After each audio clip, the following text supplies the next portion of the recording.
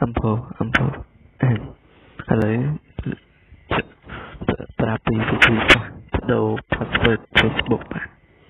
Hello, bông ôn sẽ chơi tham nhập blog Facebook hả?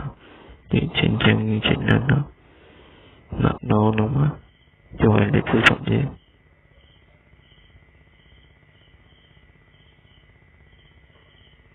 Chúng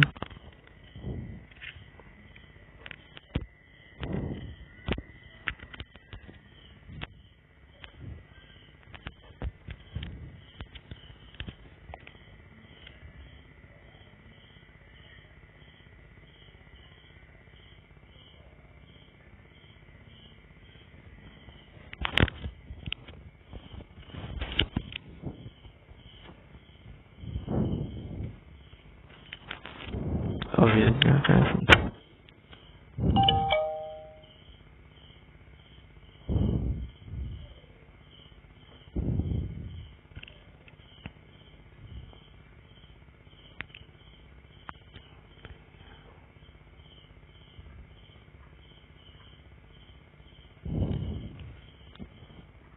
chip như đã transfer to my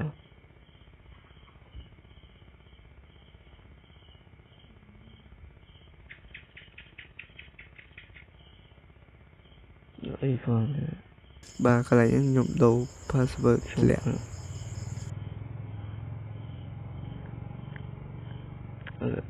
những đồ hỏi và những cả tổ video như nó